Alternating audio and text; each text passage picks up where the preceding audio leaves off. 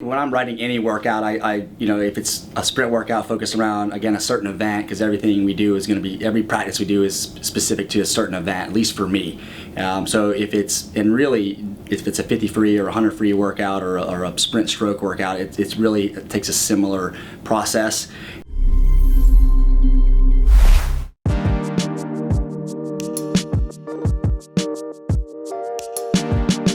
I talked to a track coach years and years ago about training sprinters, and one of the things that he talked about was that they spent the most time focusing on the first 15 to 20 meters of a 100-meter race, and that really resonated with me. It made a lot of sense, and I've come to find out that building the actual speed and power takes a lot more time than endurance does. I think endurance is going to come a lot easier, and you can build it a lot quicker than actually making somebody faster and building actual pure speed. So most of our workouts are going to be centered around really trying to get their top end speed a bit higher.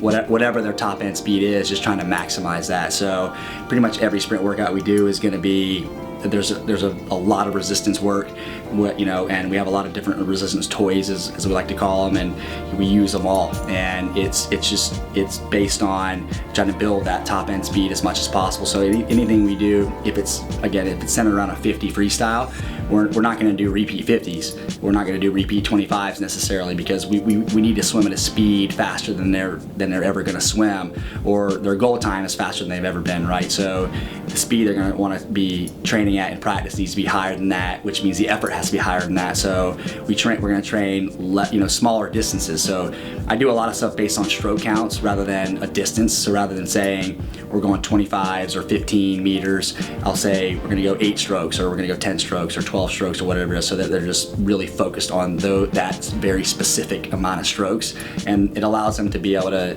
really focus on it, be disciplined, and be centered around exactly what they're doing for that short amount of time, and be perfect, and then take a break, and then repeat and do it again. And we do a lot of that, obviously, and most of it's resisted, but it's all centered around their top end speed and developing that, whether it's kicking, pulling, or swimming, drilling. We do a lot of technique work as well, and we definitely work on the starts. We'll work on the turns. We'll work on every piece of a race. Strategy, if they're going to breathe, when they take the breath, how quick their breath is. All different parts of the race. We'll break it down and work on that over the course of the practice. So you'll see us doing turn work. You'll see us doing finish work, and everything in between.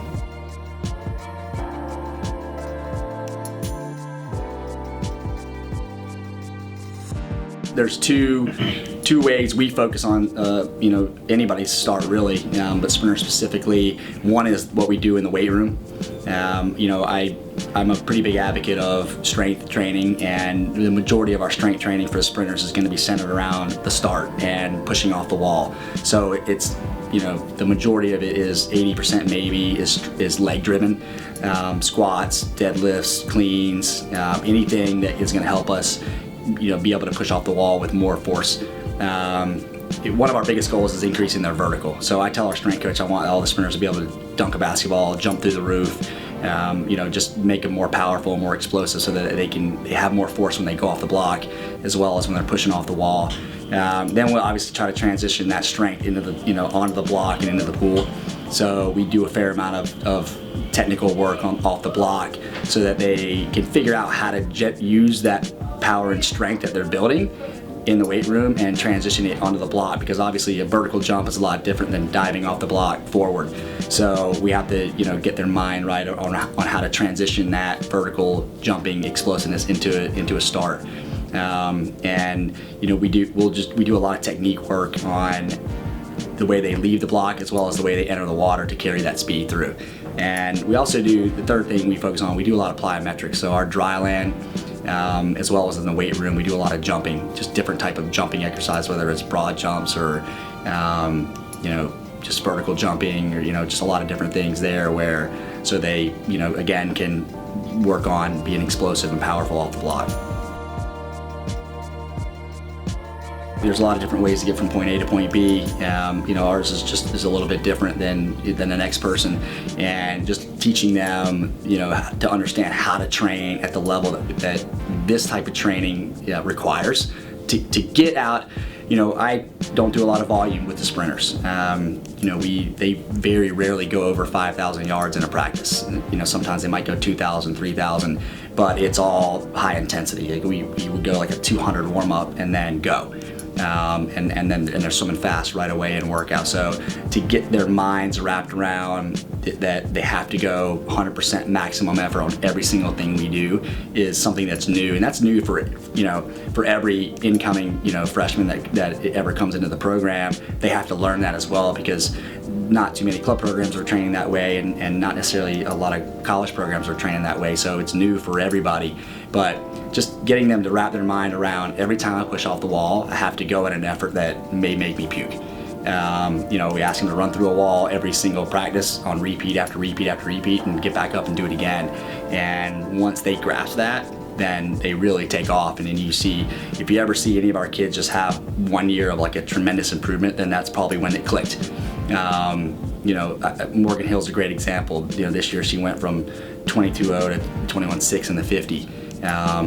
She went from 55 in 100 fly to 50.8. She had a good year last year and improved a fair amount last year, but this year the explosive power side of it really clicked with her, and you saw that tremendous improvement. And so once they kind of figure that out, and it's hard, and it's mentally taxing to do that.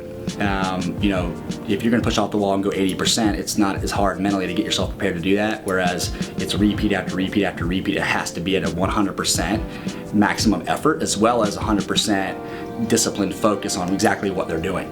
If we're only going 12 strokes with a minute rest, those 12 strokes they have got to be at maximum speed, maximum power. They've got to be perfect strokes. Otherwise, you didn't get anything out of it. And so that is something that any swimmer coming into the program really has to figure out and the quicker they figure it out, the quicker they're going to really have big improvements. And we help them through that. Their teammates will help them through that. But I think that's the biggest, challenge for them when they come into a program like this.